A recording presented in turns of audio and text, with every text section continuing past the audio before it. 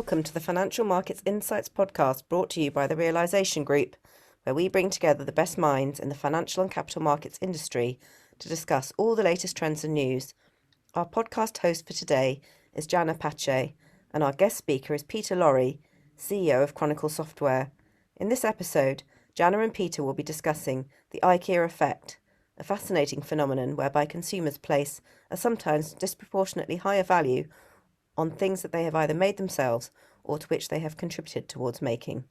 They'll be discussing how this relates to trading technology and asking how the IKEA effect could translate into building great trading applications. The IKEA effect is a fascinating phenomenon whereby consumers place a sometimes disproportionately higher value on things that they have either made themselves or to which they've contributed towards making. This can have a significant influence on perceived value, to the extent that people might value imperfect things they've helped create more than they would value the equivalent, perfect but ready-made product. Those who have pained memories of tussling with Allen keys and occasionally incomprehensible schematics for self-assembly furniture will no doubt have raised eyebrows. Of course, the effect only applies to items that are successfully assembled. If people fail to build an item using the instructions provided, or it takes too long or is too difficult, due either to the complexity of the instructions or the inexperience of the user, then they do not ascribe the same value to the item.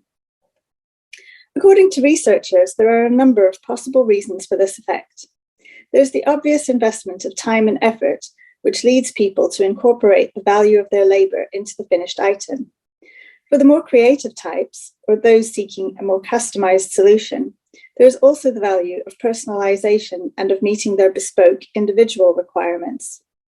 However, what's interesting is that some research has shown that the IKEA effect can apply even when no customization is involved, and where the customer has only followed fairly simple and straightforward instructions in assembling an item. The theory is that participation in the construction and assembly process fulfills a deep-rooted need for self-efficacy. That is, people derive satisfaction from the feeling that they are able to influence their surroundings, for example, by creating objects. There is an apocryphal tale associated with an early iteration of the IKEA effect, having its origin long before the advent of IKEA. When the first instant cake mixes were produced in the 1950s, they required nothing more than the addition of water before mixing and baking, and they were not particularly popular. In desperation, the manufacturer turned to a psychologist for help, and they suggested that the problem lay in the simplicity of the cake mix. It was undermining the value of the cake baker's role in the process. Make it more complicated, he suggested, and they will flock to it. So the recipe was amended to remove dried egg powder, and instant cake mixes began to require the addition of fresh eggs. And sure enough, they began flying off the shelves. Of course, it's entirely possible that this was primarily driven by a consumer preference for cakes made with fresh eggs over then mysterious ingredients such as dried egg powder, but it does illustrate the power of the IKEA effect. At this stage, you'd be forgiven for asking yourself the question, well, this is all very interesting, but why is a trading technology company interested in the IKEA effect and instant cake mix? Well, it's because of our reaction when we first found out about it. We realized that a lot of what companies like us do leverages and builds on the same psychological factors behind the IKEA effect. Of course, they're not asking clients to self-assemble a trading system out of components provided in a box, given a few schematics and an Allen key. But nor are they delivering a full and perfect product to which clients have had no input other than picking it off the shelf.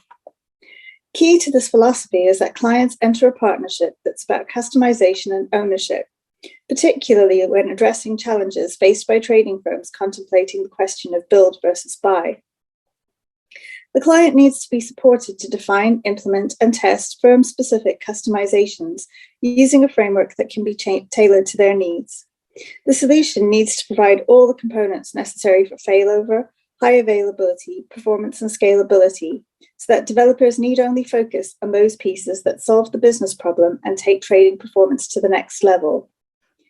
Key also is a focus on knowledge transfer to collaborate with client teams, embedding best practices, and ways of working, and giving development teams a safe environment in which to be creative in producing the best business solutions. This is a partnership that focuses on enabling development teams to realise their capabilities and creative potential.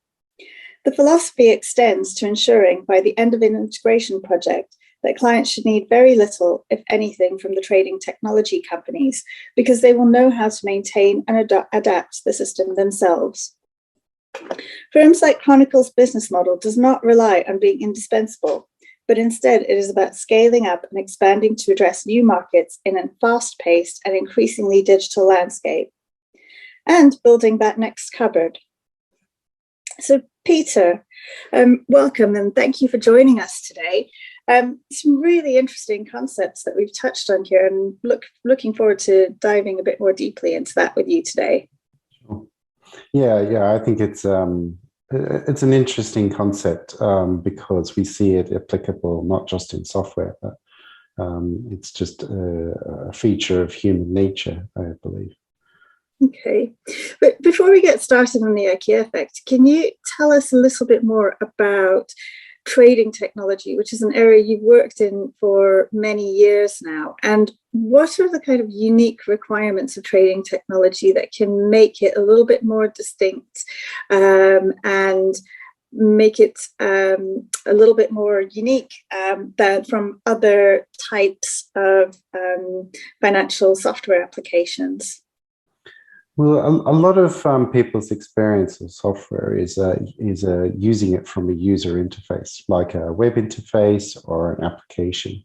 And this is true in financial services as well. So if you use a retail online application for banking, or even if you're a trader and if you're trading UIs, your experience of software is through a user interface. And that's to be expected. That's its purpose. However, when it comes to implementing back-end services, you've got constraints and requirements on your software which are quite different, because you've got automated systems talking to other automated systems. And particularly in trading, latency is much more key. Different systems have different latency requirements, but they will all have latency requirements which are generally much faster than you would see from a UI. Because there's no point a UI updating much faster than a human can see. But from a trading perspective, you want to update as fast as a computer can process, which is a different kind of criteria. And so so then you can get things like volumes, such as higher throughputs or lower latency requirements than you can actually see. So you may either have higher throughputs, like you're dealing with volumes that no human could possibly make sense of or ingest. They can only get some sort of condensed report, or maybe your throughput's not so high, but your latencies are so low that you can't visually see whether your latencies are fast enough, because you care about latencies that are too fast to see. So both of these require you to have additional tooling around your software to tell you whether it's performing as needed. You can't just see whether it's performing as needed like you can with a web interface. You actually need additional tooling to both visualize, monitor, but also investigate when you've got latency or throughput issues. Okay, and I guess also what makes trading technology a little bit more sensitive is the fact that for many firms, for many trading firms, their business, their USP basically rests on their trading strategy. And so therefore there's a great deal of proprietary knowledge that's wrapped up in their trading strategy and how that's implemented in practice. And that leads to the build versus buy conundrum, doesn't it? So do we buy something off the shelf that can be customized, but perhaps might be fairly limited in the degree of customization that's involved, and also may have support issues down the line if it's too heavily customized? Or do you build something from scratch, and that's a huge upfront investment, but nevertheless can deliver more bespoke outcomes? Is there a middle ground that can deliver the benefits of customization while also leveraging the benefits of what's available off the shelf, or are those just two completely different worlds? So one of the problems that clients also see from vendor solutions is that they're exposing any strategies they have to the vendor. So even if the vendor isn't necessarily looking at it, they often require some of their involvement in terms of implementing those strategies, particularly if they're novel. And this discourages investment in, say, trying to develop any kind of secret sauce, because you know from the start you have some exposure like that, keeping that secret sauce to yourself and not making it available to other clients of that vendor or even the vendor themselves is difficult right from the start. So then you don't invest in that area because you just, it's questionable if it's as valuable. So one of the benefits of doing at least an important portion in-house, particularly your strategies, is that you do have something that's yours, that you do control. And so then you can feel like there's a point in investing in it and developing something that's novel or unique to your business or to your traders, because you have control over, you know, where it's used and who has access to it, more control. So, from a business perspective, there's more inclination to invest in a custom solution, or one that you have complete control over. And so then the question is, well, do you develop everything from scratch? Is there really any point in doing that? And generally the answer is no, because so much of the system is going to be just the same as every other trading system. You're not trying to reinvent how trading works in general, just certain parts of it, the strategies, the bits that add the most value. The rest of it can be quite generic. And so that's where you get the benefits of build versus buy. So if you start with a solution that essentially works and it's been used in other banks for many years and it's stable, then on top of that, you can build your own strategies. You're not giving away any access to the IP because you're running the software on your systems and you've got complete control over it.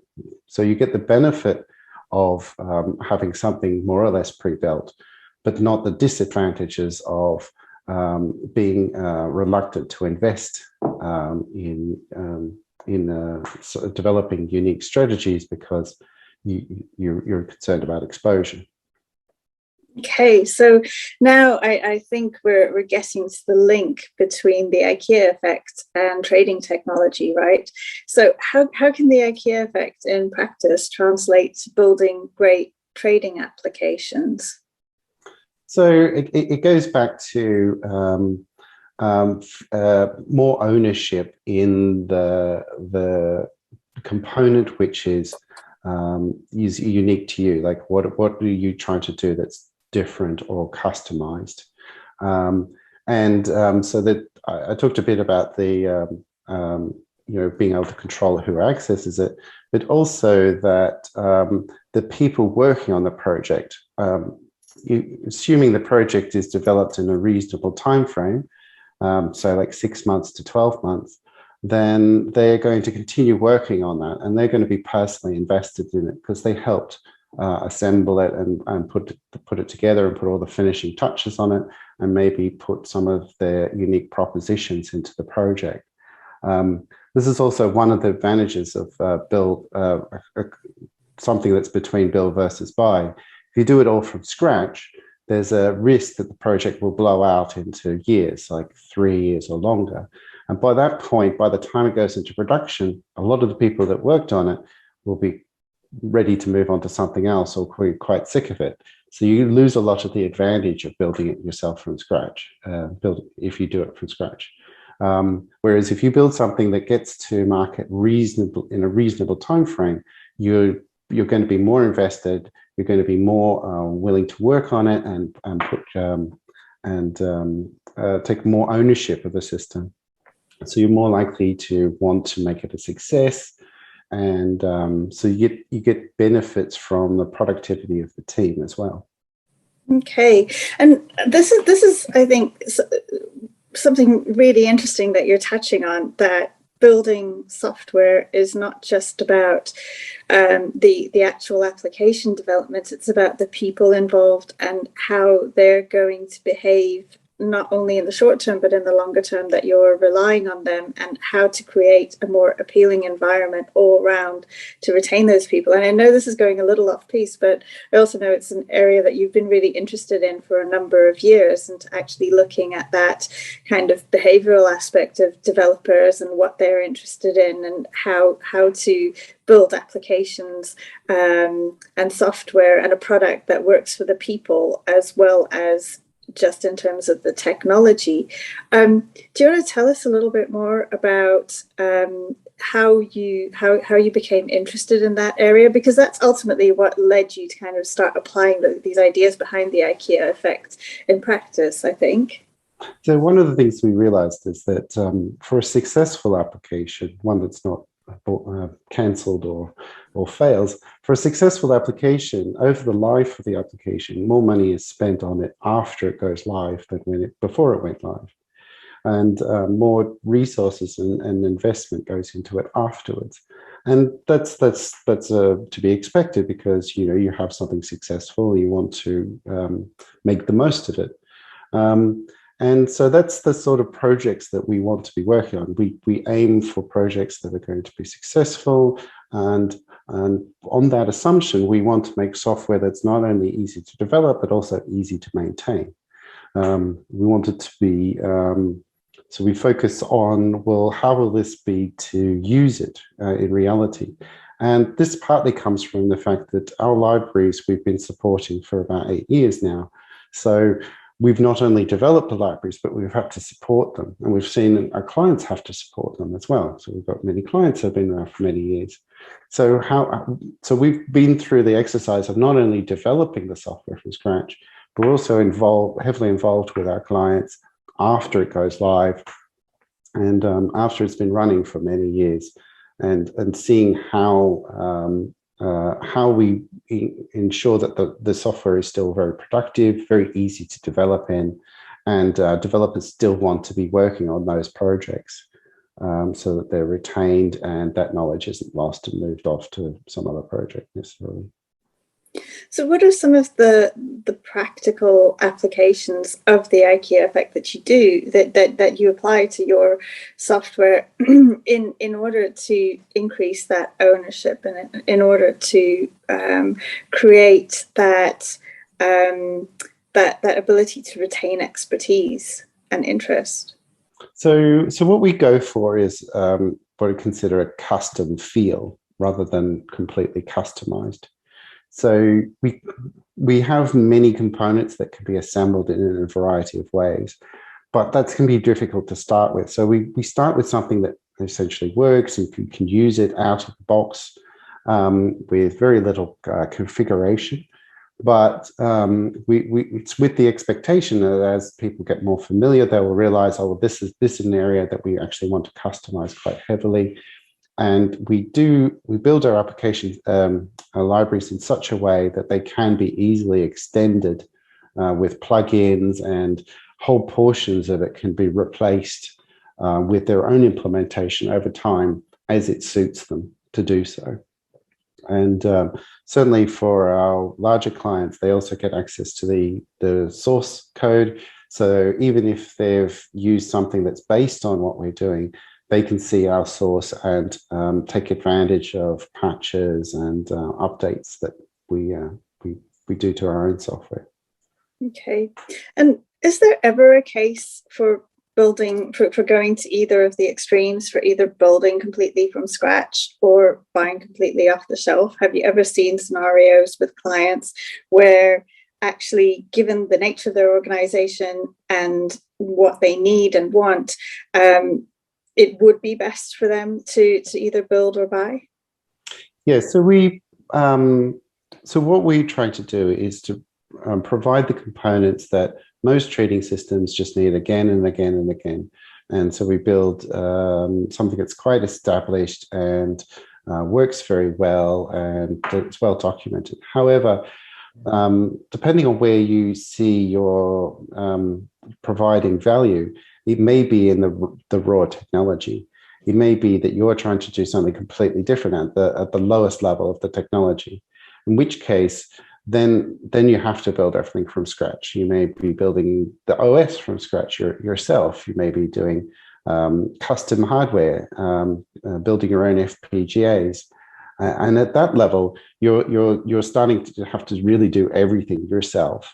And certainly for some hedge funds, that's their value proposition, is just being faster than anybody else. However, for most banks and hedge funds, they want to be fast enough, more than fast enough. They're not looking to be in this competitive arms race all the time. Most of their value really, certainly for banks, really comes from their clients and managing the relationships with clients. But they want their backend systems to still be efficient, but not necessarily that's their key value proposition. Because that's a very difficult thing to maintain, because you can be the fastest for however many months, and someone comes along and they're faster, and you lose your entire business model overnight. And a lot of banks don't like going down that road in the first place. They would much prefer a value proposition which has got some sustainability. Certainly things like having a good client base, and then just executing on those clients' demand efficiently. It's a much more sustainable model. Okay. On the flip side, many companies will just go to a vendor, and that makes a lot of sense when the volumes you're dealing with don't really justify building an in-house solution, or you're not looking to have some sort of some competitive advantage in the software. That's not the game you're looking to play. You're perhaps you're not dealing with enough volume, or that you're really just focused on your clients, or you're in a somewhat secondary area. So, for example, maybe your main asset is not FX. So how you deal with FX might be a relatively small part of the business. So you don't need to develop your own custom FX system. It makes more sense to just use something that's already available and working off the shelf. Maybe go to more than one vendor, and they provide all your FX. The efficiency might not be quite the same, but you're not dealing with enough volume that it matters. What about the risk that things might change and that the software or parts of it will become out of date or obsolete if I'm going for that kind of middle ground approach, that hybrid and best of both worlds approach? Is that something to be concerned about? Yeah, certainly in the strategies that is the case. They need to be maintained. Depending on the sensitivity of your strategies, they might only be good for a few weeks or a few months, but that's kind of a business decision. From an IT perspective, we focus on components that are very generic. They're not even specific to fintech. That's our biggest client base, but they're used in telcos and biomedical and a lot of other industries, gaming, for example. So even if the fundamental nature of fintech changes dramatically, they would still be useful. And like I said, it would be one of our biggest users outside of telcos and gaming, which is quite a different industry, really. And I guess on the flip side of that, the risk that things might change, is there also potential for the introduction of greater innovations? So introducing frontier technologies such as cloud, AI, and DLT through this approach. Can this approach help firms to more quickly adopt these new technologies if, for example, they're not directly having to build the connectivity or the interfaces that enable these technologies to be leveraged? Instead, they can rely on some off-the-shelf components and then the application of those components is what is proprietary to them. Yeah, so in terms of time to market, where we get the most positive feedback is around our testing methodology. So we've got a pretty robust behavior-driven development testing methodology that's designed to support low latency systems, but can also just make it easy to produce new functionality and have it tested and reliably deployed. And certainly one of the strongest feedbacks we get is from the business is how quickly the development team can turn around new functionality and have it work the first time.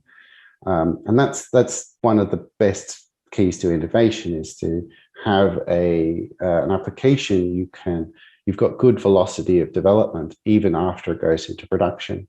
You're not terrified of changing anything because you don't know what it's going to break. Instead, you've got a good testing methodology so that you can be confident that new functionality works and it hasn't broken any existing functionality.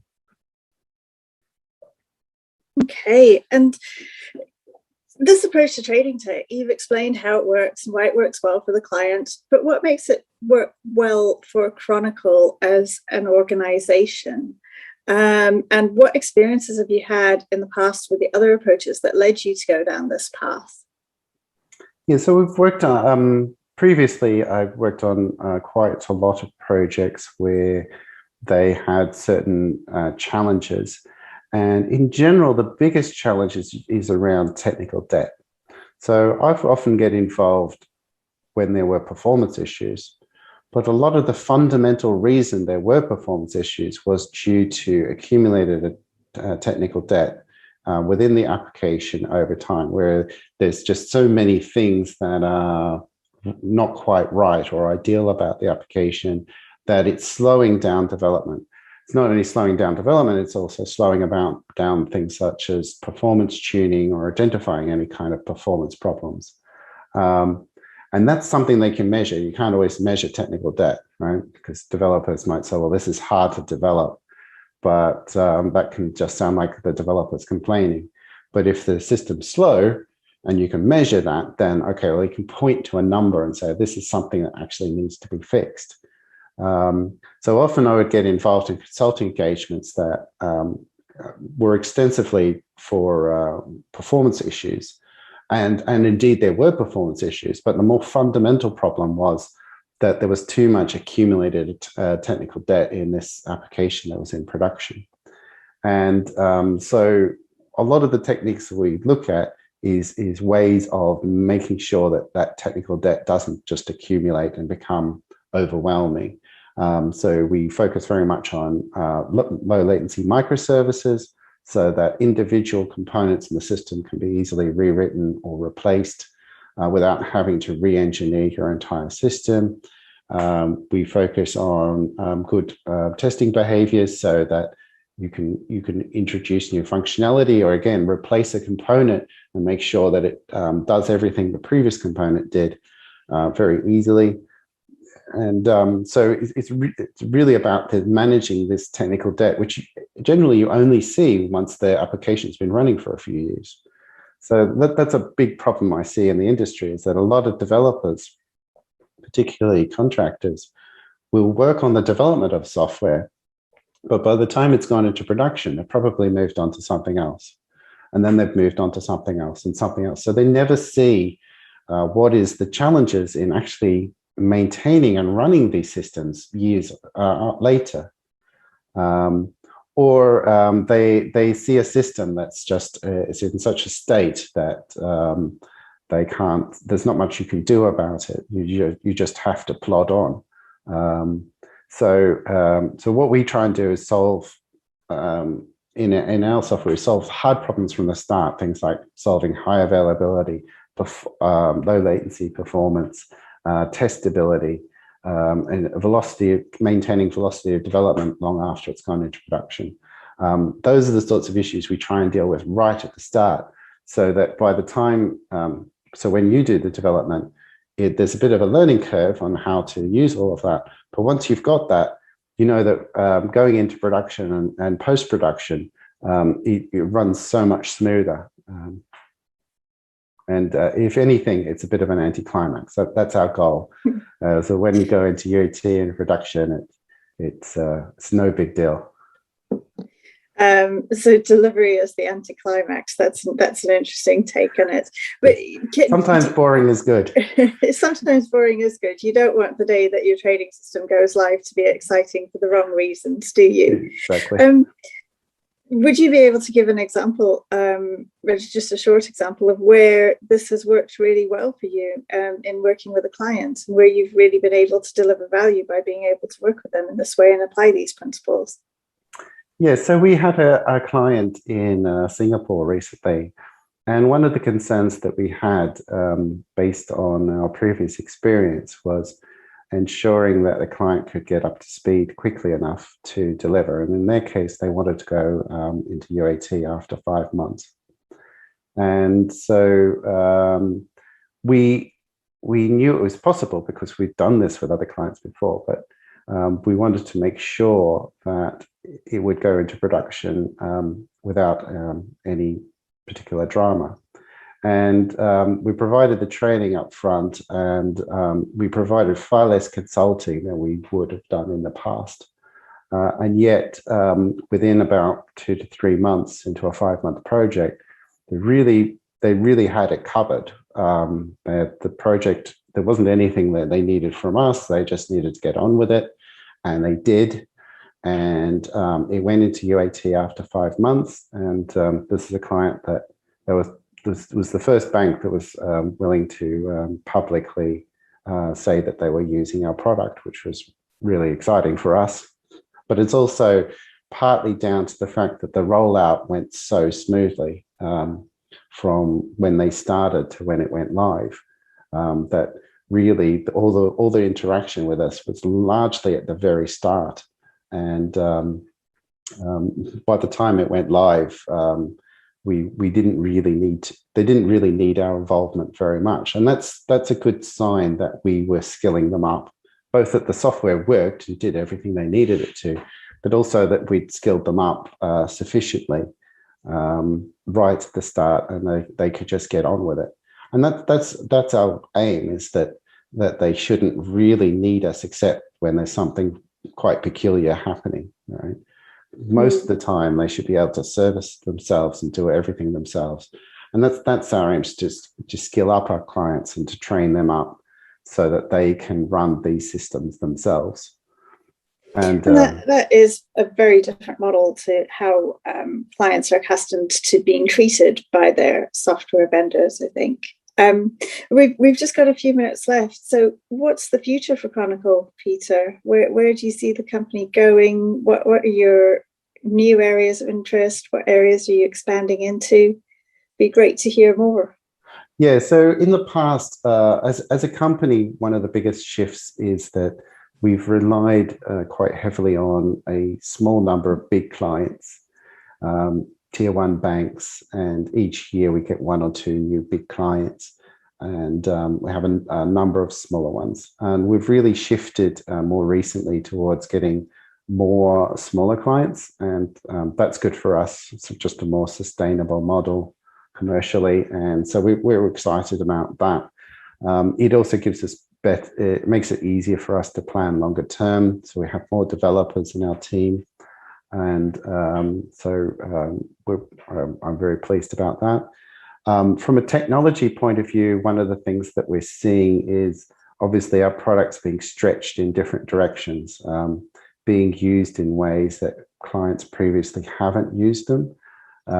So in particular, we've got one client that's looking to deal with about 6 terabytes of data in a very short time frame, but with trading latencies as well.